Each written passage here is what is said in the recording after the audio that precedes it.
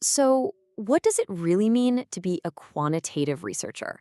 You might think it's all about, statistics and spreadsheets.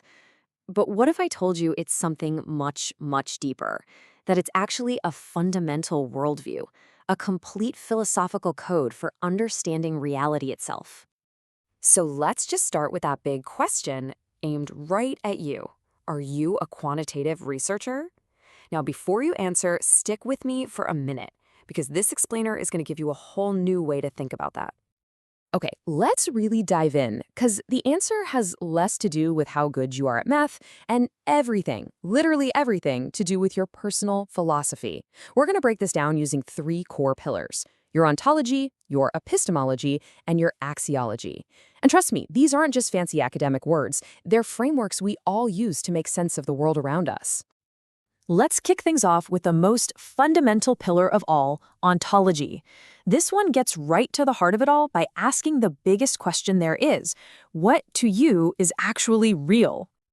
To put it simply, ontology is just your theory of reality. It's the philosophical ground you're standing on. It asks, what's the nature of existence? Is there one single truth out there, or are there a bunch of different ones? Now, what's so cool about this is how our source, Professor Man Pasad Wagel, captures this idea, not in some dry academic way, but with poetry. What I observe is truth. Reality is what my five senses tell me. I do not believe in individual people's perception. I mean, that's just a really powerful and direct statement of a whole worldview, isn't it? So here's the bottom line. For a quantitative researcher, reality isn't a personal experience. It's a single, objective thing that exists out there, completely separate from us. The truth is what you can observe and measure. It's not about how one person feels about something. It's about what demonstrably is. This way of thinking is the bedrock for how we interpret statistics, read headlines, and try to make decisions based on the facts. So ask yourself, does that resonate with how you see the world? Okay, so let's move on to the next pillar and see how this all connects.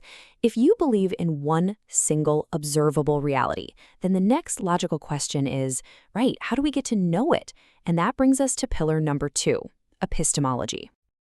Epistemology is basically the theory of knowledge. So if ontology asks, what's real? Epistemology asks, okay, but how can we be sure we know it's real? It's all about the how, the process, and the limits of what we can know. And again, this poetry just cuts right to the heart of it. If you use a questionnaire, you believe knowledge comes from the analysis of such quantitative data. For you, that is the only knowledge, and that knowledge applies to all. Did you catch that? The focus here is on the tool, the questionnaire, as the gateway to what is true. And this just nails the quantitative approach. Knowledge isn't found in a bunch of individual stories or different interpretations. No. It is systematically pulled out of data. For the quant, what the numbers say is the knowledge.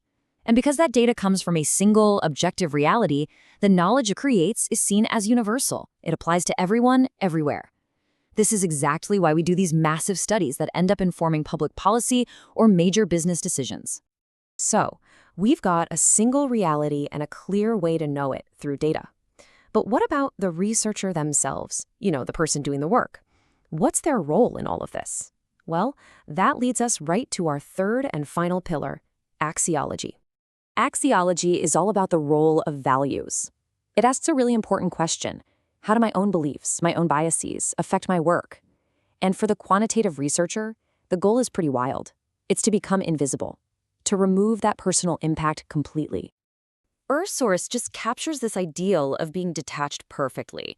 Value-free, no individual data analysis. I mix them all for analysis and come to the conclusion. The message couldn't be clearer. The researcher's personal stake in it? Totally irrelevant. The focus is on the big picture, the aggregate, the collective story the data tells.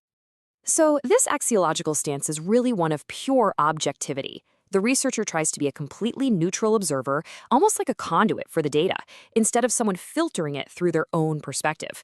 You don't zoom in on one person's answer. You combine thousands of them to find a single unified conclusion that goes way beyond any one person's experience. It's that ideal we're all reaching for when we say we're trying to look at a situation objectively. All right, so we've looked at ontology, epistemology, and axiology as these separate pillars. But the real magic happens when you see how they lock together, when they create this solid, consistent philosophical code. And this just lays out that whole process perfectly. See how it works? It starts with a core belief in one single objective reality, that's your ontology. Then from there, you measure that reality with impartial tools, that's your epistemology. And finally, you draw your conclusion based on all the combined data, pushing your personal bias aside, and that's your axiology. Boom, boom, boom. Each step just flows logically right into the next, forming this incredibly powerful method for searching for truth. So, you see, being a quantitative researcher isn't just a job description. It's a whole philosophical commitment. It is a structured, powerful, and honestly, a profoundly useful way to make sense of this messy, complex world we live in. But it is just one way. And that leaves us with a final question to chew on. What other truths might a totally different philosophy, one that maybe embraces multiple realities and the power of individual stories, what might that uncover?